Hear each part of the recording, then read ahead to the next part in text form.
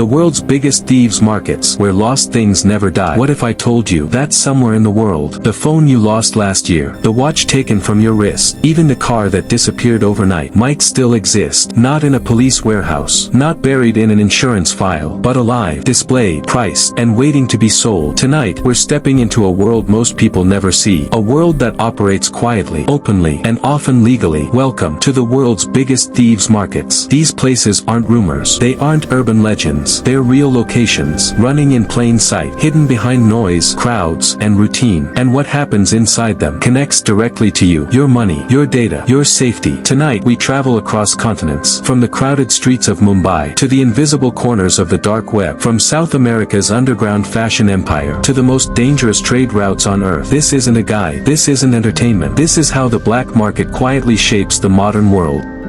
Chapter 1, Chor Bazaar, Mumbai. Mumbai never slows down. 24 million people, constant movement, relentless noise, and hidden inside that chaos is a market so famous, its name literally translates to the thieves' market. Chor Bazaar. For more than 150 years, this place has lived in the open, an open secret. Locals will tell you, half joking, half serious, if it was stolen today, you'll find it here tomorrow. Phones, laptops, car engines, motorcycles, antique clocks, even medical equipment. Everything has a price, and everything has a past. What's unsettling is how normal it all looks. These aren't back alley deals, shops pay rent, vendors have licenses, police walk the same streets, but behind the counters, serial numbers disappear, paper trails vanish, and questions are quietly discouraged. A phone stolen in New York can move through Dubai, arrive in Mumbai, and be resold before the insurance payout even clears. This isn't street crime, this is logistics, this is supply chains, this is global theft, organized, efficient, and profitable. And Chor Bazaar is just one link in that chain. In the United States, property crime costs over $15 billion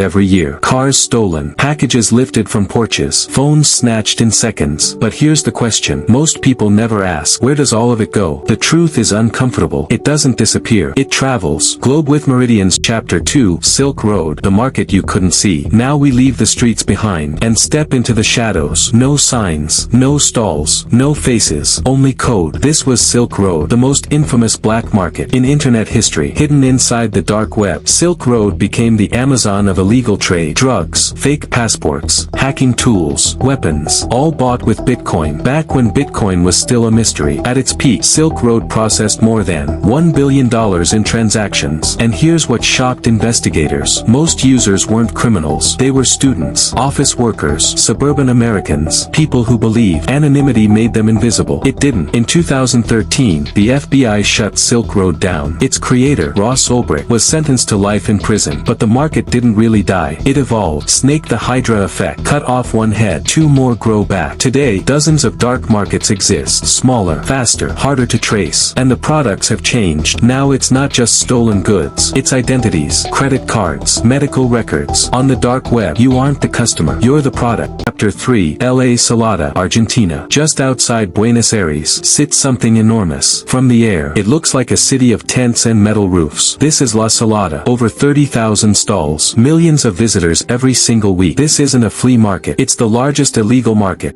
in the Western Hemisphere. Here, luxury brands are reborn. Same logos, same designs, different reality. Entire underground factories produce counterfeit clothing, flooding South America, then Europe, and eventually the United States. For many locals, La Salada isn't crime, it's survival. For governments, it's an impossible dilemma. Shut it down, and thousands lose income. Ignore it, and the black economy grows stronger. Balance scale the uncomfortable truth. Here's the part no one likes to admit. Black markets don't survive because of criminals alone. They survive because ordinary people participate. Cheap prices, no receipts, no questions. Every purchase keeps the system alive. In parts of Mexico, Central America, and West Africa, the black market doesn't sell convenience. It sells power, guns, ammo, drugs. Here, a stolen object can end a life, and the supply lines often begin far away, sometimes uncomfortably close to home. This was only the beginning. In the next chapters, we expose the most dangerous markets on earth, and how global demand keeps them alive. Because the real question isn't, why do these markets exist? The real question is, why do we keep feeding them?